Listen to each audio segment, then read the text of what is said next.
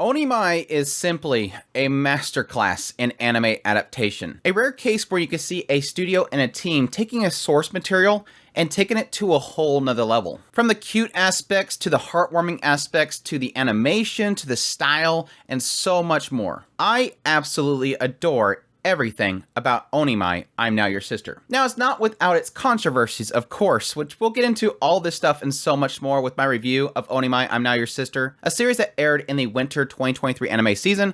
Truly an anime of the year contender for me. Let's jump right into it. Onimai, I'm Now Your Sister opens up with a guy named Mahiro, and Mahiro one day awakens to find that he has been turned into a girl. Yes, his sister has slipped a little something, her little experiment, into his drink, and overnight, he changed. And he had a strong indication early on that it seems like Mahiro's sister, Mihari, wants to change Mahiro's life.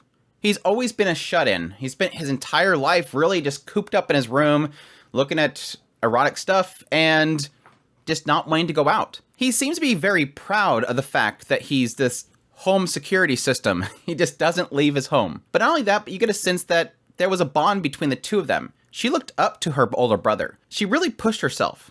Athletics, smarts, everything in order to impress her older brother. But over time, they kind of grew separate. And yes, while the initial indication is that Mihari wants to pretty much get him to leave his room, there's so much more kind of sprinkled underneath there. Over time, we meet Kaede, who is a friend of Mihari, and eventually she introduces her little sister, who ends up becoming a friend of Mahiro, creating a circle of friends around Mahiro that eventually he might grow to like. All the while, Mahiro is conflicted by the fact that he's now a girl, he's having to learn what girls deal with, and all the oddities that he seems to like, which yes, gives him a little bit of an identity crisis. So my thoughts on Onimai, I'm Now Your Sister. While Onimai has a lot of fun with itself, I mean, it's not shying away from the idea of messing around with the idea of a guy now being a girl.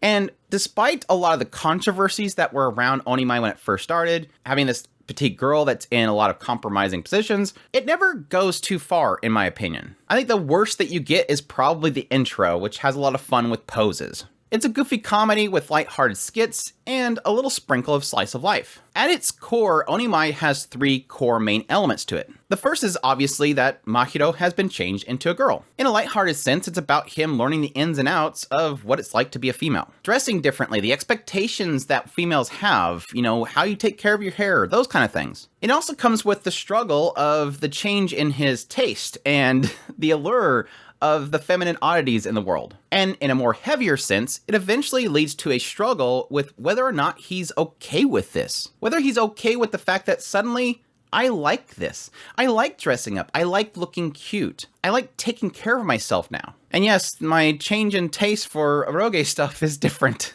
The second in the core elements of this series is, of course, this relationship between Mahiro and Mihari. Like I said before, they were really close when they're younger.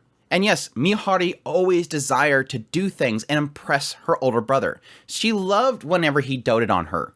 But at some point in their past, he became a NEET, and they grew apart, unfortunately. And this is something that she desires to fix. And you're seeing them grow closer and closer together, mainly because Mahiro, he doesn't know anything about being a female. And so he's having to rely on Mihari to teach him all these things. And so as he's experimenting and learning about being a female, which yes, Mihari's a female, she would know about, they're growing closer. And it's honestly some of the most heartwarming moments of the series. Seeing Mihari get emotional whenever she does something or he achieves something, just, it caught me in the heart. And yes, of course, the final main core element of the story is Mahiro, leaving his life as being a shut-in. Mihari almost uses the excuse of his change to sort of bring him out of that shell. Meet new people, get out more, exercise, get fit, meet friends, get a friend circle, and go out and explore the world. He's had no real desires in his life. He's kind of given up on everything outside of what he wants. Now, that's a lifestyle choice that he wants, and there's the conflict that's in that whole thing of, this is what I like, what's wrong with me liking this? But it's still sort of like Mihari showing him something else, and him realizing, oh, I like that. Not so much that he's having to get rid of this, more that he's seeing this as something that he personally likes more. He likes his time around his new friends. He likes exploring these different things about being a female. And it's very surprising to say that this story has all these elements to it. Well, not always the main focus all the time, because there is still a lot of comedy. There's a lot of fluffy moments of the show that it's just trying to have fun with itself. But it's a testament to Studio Bind's efforts with this manga that this feels like it has so much to chew on. So many conflicts and heartwarming moments that really did have me going. Onimai, the original manga, which I read alongside the TV series, is very basic in its storytelling. It's all to lead up to punchlines that you laugh at. They didn't do a copy and paste panel for panel to the anime. They didn't just simply copy the dialogue. And they also didn't change anything so that it means something else. They didn't make a manga into an anime. They made an anime, and I give them a massive amount of credit for that. To make it feel like these stories kind of have a through plot line, have a beginning, a middle, and an end, without ever feeling like they're dragging something out while still fleshing out things so masterfully. It really does show me that Studio Bind and the folks that were working on this series had a deep passion for it. Everything flows perfectly with the concepts that the manga presents. A simple 4-page punchline becomes a story. I can't say enough, Studio Bind nailed it. And that extends visually as well. The team working on the visuals, and of course the sound effects and music as well. It's from the studio that brought us Mushoku Tensei Jobless Reincarnation, so it's no wonder. But it's not for the same reasons. First off, Onimai has a more cartoonish look to it, something akin to Lucky Star. But where Bind shines the most is making Onimai lifelike. These characters have so much life in how they move. Their expressions, their reactions. And honestly, the movements seem excessive to the standards that most studios would give. Like, a studio would probably say, this is moving too much. You're putting too much work into the show. These animators loved what they were doing, and it shows. And I really do think that the involvement of Akio Watanabe was part of that. Somebody whose character designs are beloved by so many people, like the Monogatari series. This person knows characters and knows expressions and really making them come to life. And that really works because every time the show gets emotional, every time the show goes to a punchline, every time there's just a brief moment of the characters interacting, it all looks so good.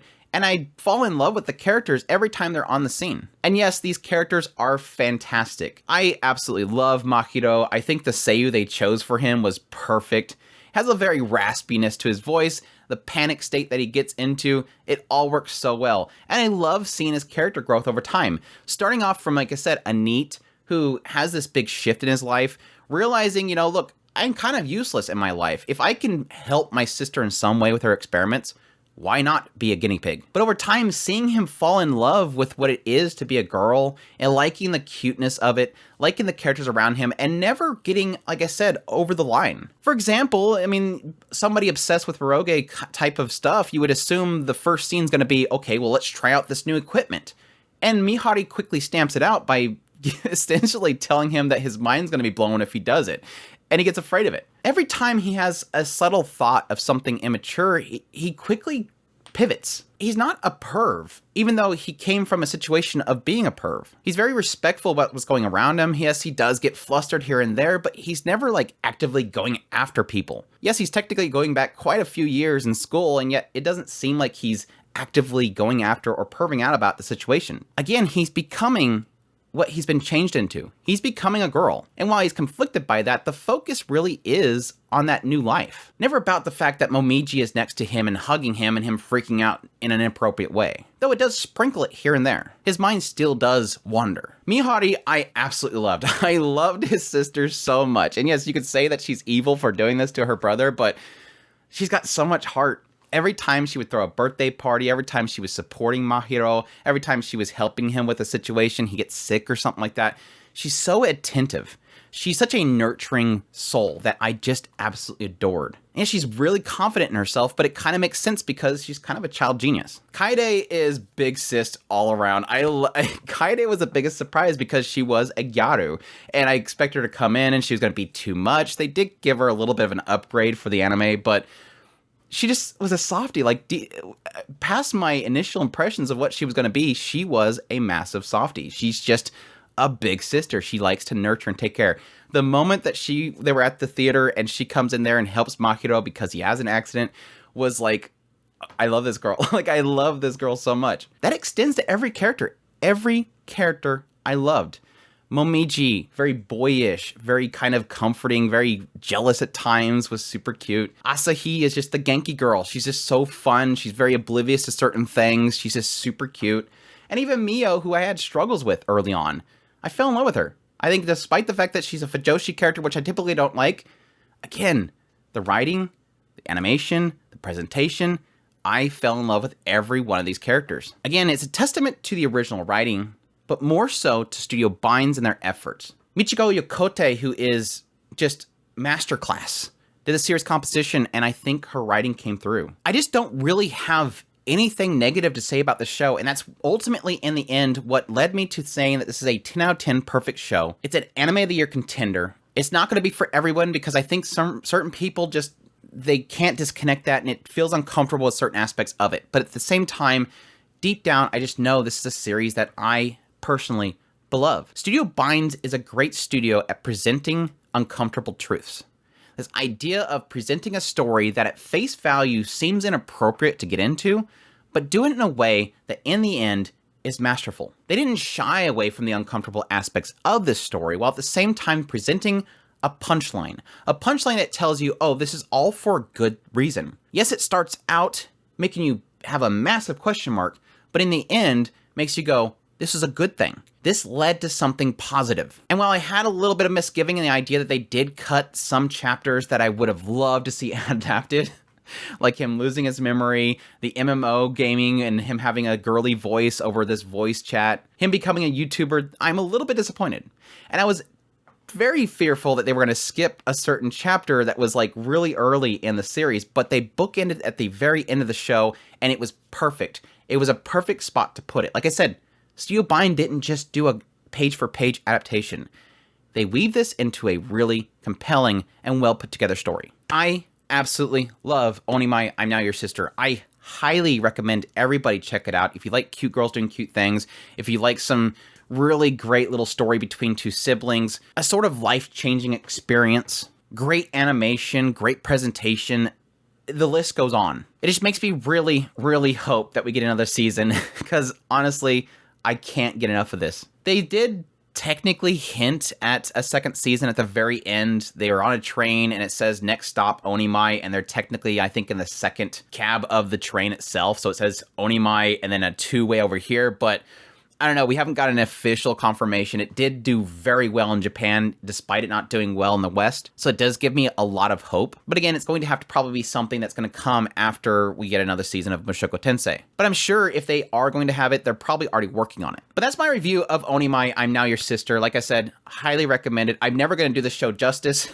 This is one of those shows that when I review it, I'm going, I'm never going to sell it enough. If you liked this review, make sure to go down below and hit that like button, as well as leave a comment. Let me know what you thought of the series if you're going to be checking it out. Additionally, if you're new to this channel, make sure to go and hit that subscribe button so you get all my content. I do news, reviews, first impressions, top list. If it's anime, it's pretty much here. Additionally, if you like my content and you want to support the channel more, I have a Patreon link, a tips link, super thanks, and you can become a member of the channel itself. I greatly appreciate everybody that supports the channel. You guys mean so much to me. And with all that said, y'all take care.